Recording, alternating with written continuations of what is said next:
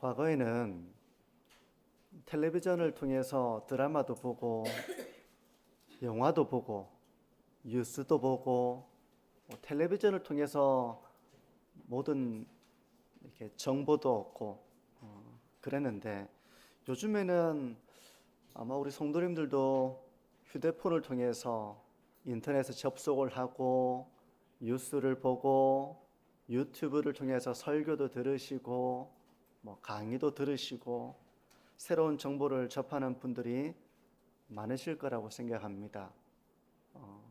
저 역시도 차로 이동을 하거나 틈이 이제 나는 시간이 있으면 유튜브를 이렇게 볼 때가 있습니다. 제가 한 1, 2년 전이었던 것 같아요. 한 영상을 제가 보게 되었는데, 그 영상에 두 사람이 나와서 인생은 의미가 없다, 이런 말을 하는 대담과 같은 그런 영상을 보게 된 겁니다. 그 두 사람은 최재천 교수라고 하는 분과 과거 보건복지부 장관을 했던, 지금은 작가로서 글을 쓰고 강연도 하는 유시민 씨, 두 사람이 나와서 이 최재천 교수님과 이분이 나와가지고 인생에는 의미가 없다, 이런 이야기를 하는 방송을 제가 우연하게 본 겁니다.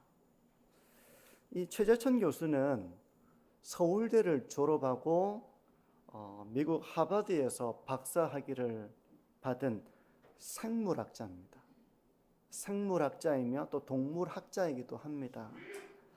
근데 이분은 생물학의 근거에서 인생에는 의미가 없다, 인생은 의미가 없다, 이런 말을 담담하게 하고 있었던 겁니다. 열을 내서 말하지도 않아요.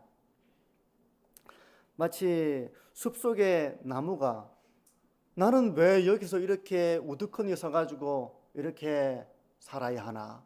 나는 왜 살아야 하나? 이렇게 숲속의 나무가 삶의 의미를 묻지 않는 것처럼, 또 들판에 풀을 뜯는 소가 너가 왜 풀 뜯으며 살아야 되지? 이런 생각을 하지 않는 것처럼, 그저 생명체는 생명력을 발산하는 일에 이렇게 그렇게 열심을 내며 살아가는 것처럼, 인간도 주어진 생명력을 가지고 생명을 발산하며 살아가면 된다.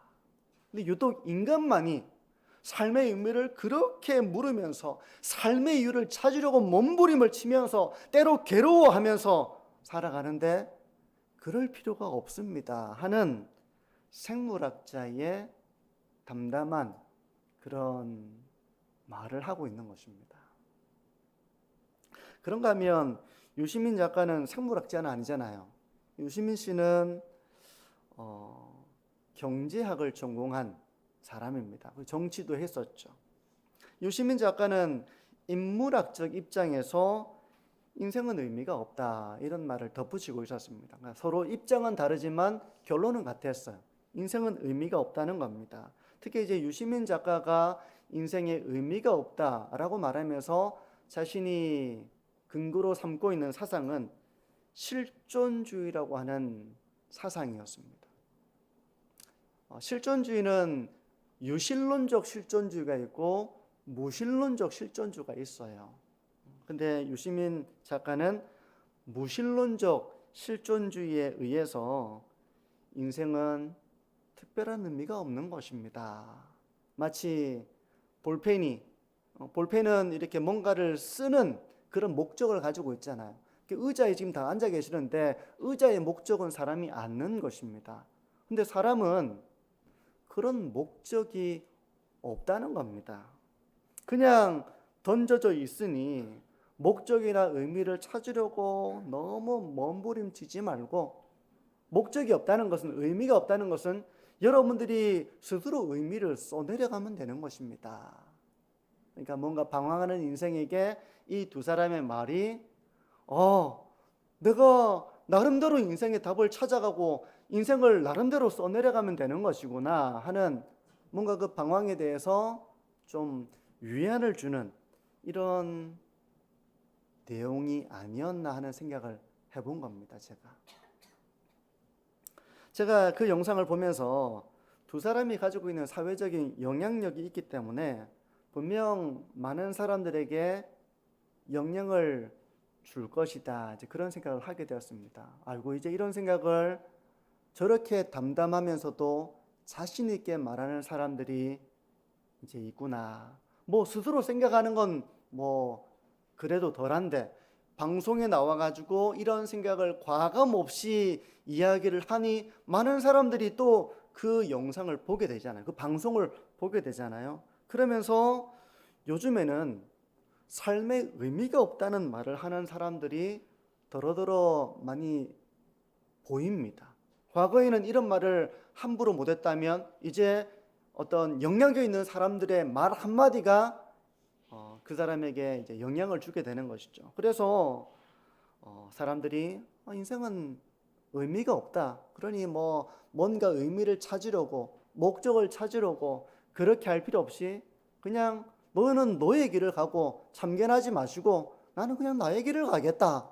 이렇게 생각하는 사람들이 점점 많아지고 있습니다. 그게 생물학자의 권위를 받아들이든지 아니면 인문학과 철학의 권위를 의지하든 사람들은 점점 삶은 의미가 없다라고 하는 이런 사회적인 분위기, 오늘날의 어떤 공식과도 같은 이런 사상을 받아들이고 있는 분위기라는 겁니다. 과연 삶이 의미가 없는 것일까? 들판에 있는 나무와 소와 같이 우리는 내가 왜 살아가지? 이런 질문을 할 필요가 없고 그냥 생명력을 발산하듯이 살아가면 되는 것일까? 또 어떤 뭐 컵이나 의자나 이런 목적이 있는 것처럼 사람은 그런 목적이 없고 그냥 던져져 있으니 자신이 그냥 삶의 의미를 써내려가면 간다라고 하는 이런 사상에 대해서 말에 대해서 우리 교회가 어떤 반응을 하면 좋을까? 이런 고민을 저는 하게 되었습니다.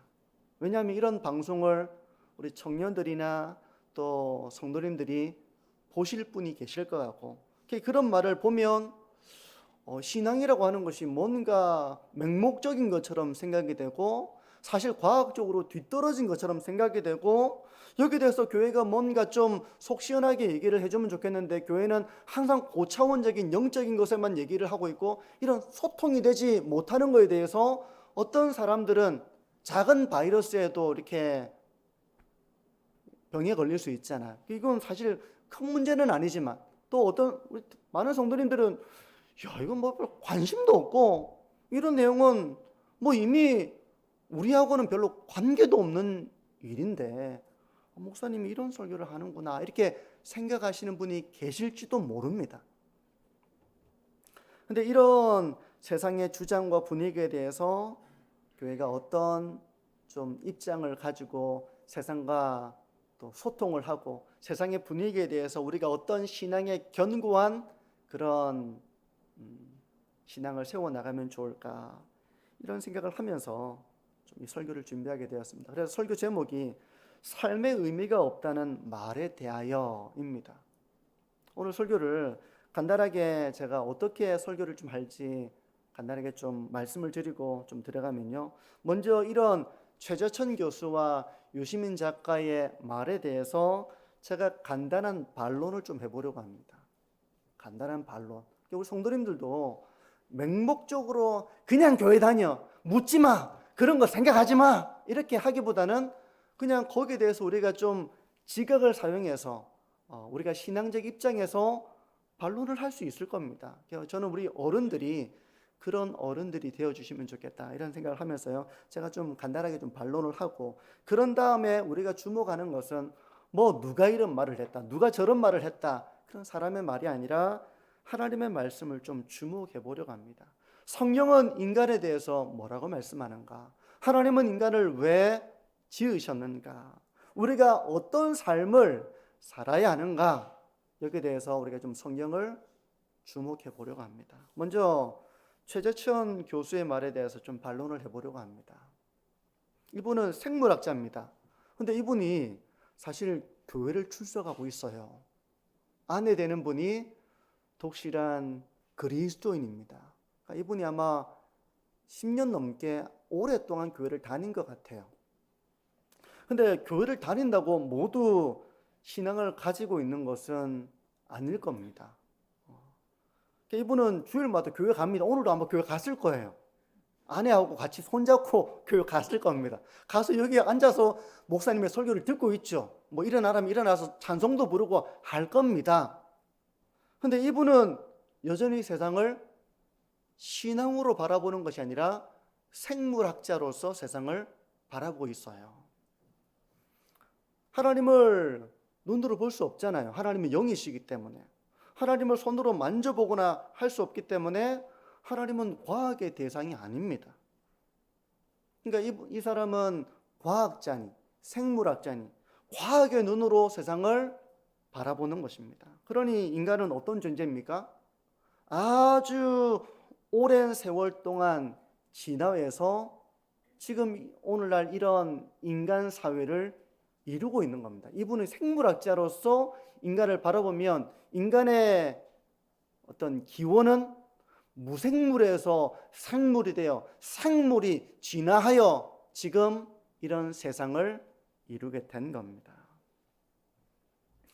이분은 모든 생명체는 유전자를 다음 세대에 전달하기 위한 그 생명체라고 하는 것은 일종의 운반자에 불과하다고 생각을 합니다. 이분이 정말 생물학자로서 그렇게 믿는 거예요. 그래서 이분은 인간을 밀림의 사자나 들판의 꽃이나 뭐 다를 바가 없다.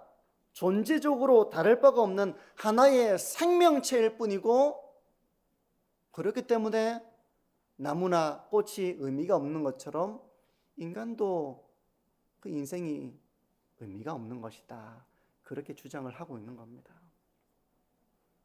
제가 예전에 설교할 때 노벨 의학상을 받은 노벨 의학 생리학상을 받은 조지 왈드의 말을 한번 인용한 적이 있는데 다시 한번 제가 이 말을 좀 인용해 보려고 합니다. 1967년에 노벨상을 수상한 조지 왈드가 이런 말을 합니다. 자연 발생은 이미 100년 전에 가능성이 없다고 판정되었습니다. 따라서 우리에게는 초자연적 창조라는 단 하나의 결론만이 남게 됩니다. 그러나 우리는 개인적인 이유, 특히 철학적 이유 때문에 그것을 받아들일 수 없습니다. 그래서 우리는 불가능한 것을 믿으려고 합니다. 그것은 바로 생명이 우연히 발생되었다는 것입니다. 이분이 과학자죠. 노벨상을 받은 과학자입니다. 하지만 신앙을 가지고 있는 과학자입니다. 근데 이분은 과학자들이 불가능한 것을 믿으려고 한다라고 이렇게 고백을 하고 있는 겁니다.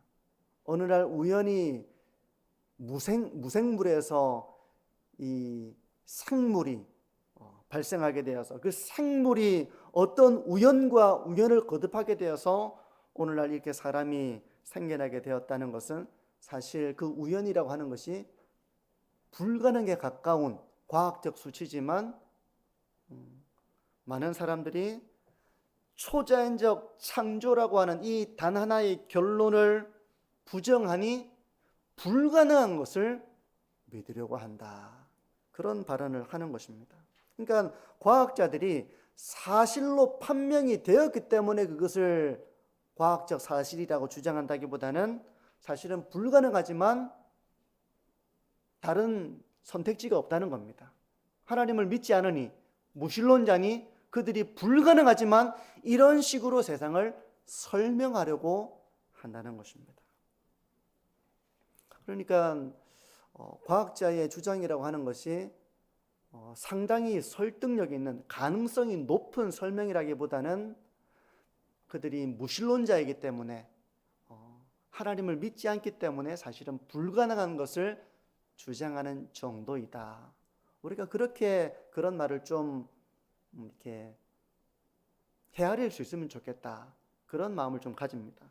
두 번째, 유시민 작가는 우리 과거 정치인이었고 서울대에서 경제를 전공했고 독일에서도 경제로 석사학위를 공부한 분입니다. 이분은 지금은 역사나 인문학 그리고 여러 가지 분야에 대해서 책을 써서 지금은 작가라고 불리고 있는데요. 이분의 사상적 배경은 말씀드린 것처럼 실존주의입니다. 실존주의. 이분은 무신론적 실존주의에서 인생을 이해를 하고 있습니다. 근데 인류 역사를 보게 되면 사람은 사람이 어떤 존재인지에 대해서 보편적인 결론에 이르지 못했어요. 사람마다 다 사람을 다르게 정의합니다. 이 말은 다르게 표현하면 사람이 사람을 제대로 정의하지 못하고 있다라고 말할 수도 있을 것입니다.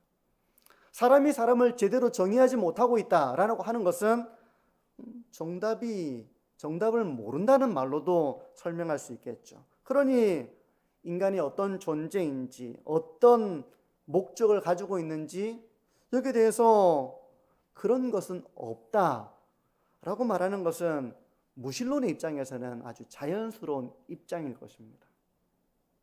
아무리 학문이 깊다고 해도 하나님이 없다면 결국 이런 학문적인 결론에 도달하게 되는 것은 자연스럽다는 거예요. 성경도 인간을 죄로 말미암아 타락한 존재라고 말씀을 합니다. 그래서 이런 인간을 흑암 중에 있는 존재로 비유하기도 합니다. 흑암 중에 있기 때문에 사물을 제대로 판단할 수 없죠. 진리를 모릅니다. 인간은 방황하는 존재입니다. 길을 잃은 존재입니다. 그러니 길을 잃은 존재가 길이 없습니다 라고 말하는 건 자연스럽죠. 하지만 이런 무신론자도 성령의 빛이 비추이면 하나님의 나라를 보게 됩니다. 눈에 보이지 않는 하나님의 존재를 알게 되는 것이죠. 그래서 평생 무신론자로 살다가 인생의 끄트머리에 예수님을 믿게 된 대표적인 분을 얘기하자면 이어령 씨 같은 분을 아마 언급할 수 있을 것 같습니다. 그분은 학자로서 또 교수로서 어떤 장관으로서 평생을 살았지만 무신론자로 살다가 마지막에 성령의 빛을 통해서 예수 그리스도를 믿게 된 사람이었습니다. 그러니 인생에 의미가 없다 이런 주장은 죄로 말미암아 타락한 인간이 도달할 수 있는 가장 자연스러운 하나의 길인 것입니다. 방황하는 인생이 어디로 가야 되는지 모르겠습니다. 내가 누구인지 모르겠습니다. 삶의 목적이 무엇인지 모르겠습니다 라고 말하는 것은 아주 자연스러운 현상이라는 것이죠. 그래서 이제 이런 좀 간단한 반론 이후에 그러면 성경은 인간에 대해서 뭐라고 말씀하느냐, 우리는 어떤 삶을 살아야 하느냐, 여기에 대해서 또 간단하게 좀 생각을 해보려고 합니다. 창세기 1장은 이 세상이 우연하게 생겨난 것이 아니라 하나님께서 창조하신 결과라고 말씀합니다. 그리고 인간은 하늘을 날아다니는 독수리나 밀림의 왕이라고 불리는 사자와 다를 바가 없는 존재가 아니라 인간은 특별히 하나님의 형상으로 지음받은 존재라고 말씀을 합니다. 창세기 1장 27절은 이렇게 말씀을 합니다. 하나님이 자기 형상 곧 하나님의 형상대로 사람을 창조하시되 남자와 여자를 창조하시고. 그러니 인간은 숲속에 있는 나무나 들판의 사슴과 다를 바가 없는 존재가 아니라 특별한 존재라고 말씀을 하는 것입니다. 하나님을 닮은 것입니다. 하나님의 형상대로 지어졌기 때문에 사람은 지성을 사용할 줄 알고 예술을 통해 인생을 표현하기도 하고 또 도덕적인 존재이기도 하고 무엇보다 종교적인 존재로 지음을 받았습니다. 이것이 바로 사람이 가진 특별함이며 존귀함입니다. 사람은 숲속의 밀림의 사자나 들판의 나무와 같은 존재가 아니라 하나님의 형상대로 지음받은 존재라고 말씀하고 있습니다. 그럼 하나님이 왜 사람을 이렇게 하나님의 형상대로 아주 특별하게 지으셨을까요? 왜 사람만 특별하게 하나님의 형상대로 지으셨을까요? 그것은 한마디로 문화를 만들어 나가고 하나님의 나라를 세워나가기 위함입니다. 조금 이렇게 포괄적으로 추상적으로 들릴 수 있죠. 마치 황무한 땅에, 요즘은 사막에도 이렇게 수로를 만들어 가지고 사막화를 막고 오히려 막 나무를 심고 풀을 이렇게 하잖아요. 과거에 물이 없으니까 사막화가 됐다면 지금은 중동 땅에 가보면 완전 수로를 다 이렇게 만들어 가지고 사막을 아름다운 풀밭으로 만들기도 하고 이렇게도 하거든요. 그러니까 마치 황무한 땅에 나무를 심고 꽃씨를 뿌리면 어떻게 됩니까? 거기에 풀이 돋고 꽃이 피고 숲이 우거지고 그런 곳이 되는 것처럼, 그런 이제 숲이 우거지도록 하기 위해서 나무를 심고 꽃씨를 뿌리는 것처럼, 하나님은 하나님의 형상대로 지음받은 사람을 통해서 하나님이 기뻐하시는 나라를 세워나가도록 우리를 지으신 것입니다. 하나님의 정의와 공평을 세워나가며, 사람은 예술적인 존재이기도 하고 지성적인 존재이기도 하고 도덕적인 존재이기도 하고 종교적인 존재이기도 하고, 이 모든 인간의 특징을 살려서 아주 예술적이면서도 지성적으로 문화를 세워나가고 또 하나님과 사귀며 하나님을 경외하며 이 만물을 다스리는 그런 청지기로 저와 여러분을 이 땅에 보내주신 것입니다. 그래서 창세기 1장 28절은 이렇게 말씀합니다. 하나님이 그들에게 복을 주시며 하나님이 그들에게 이르시되 생육하고 번성하여 땅에 충만하라, 땅을 정복하라, 바다의 물고기와 하늘의 새와 땅에 움직이는 모든 생물을 다스리라 하시니라. 하나님이 사람을 지으시고 복을 주시며 주신 명령입니다. 마치 부모가 자녀를 낳아서 교육하고 한 사람의 장성한 어른으로 키워서 스스로 독립하고 이 세상에 이바지할 수 있는 그런 멋진 그런 어른으로 키우는 것처럼, 하나님도 그렇게 사람을 창조하시고 하나님의 나라를 세워나가는 사명을 맡겨주신 것입니다. 하지만 죄라고 하는 것은 마치 기억상실증처럼 하나님을 잊어버리게 만들었고 하나님을 떠나게 했으며 하나님의 사명을 알지 못하게 만드는 것입니다. 그러니 어느 날 이제 사람이 커가면서 자아식이 생기면서 도대체 나는 누굴까? 여기는 뭘까? 이 세상은 무엇일까? 나는 어떻게 살아야 할까? 라고 질문을 하지만 흑암 속에 있는 인간, 길을 잃어버린 인간은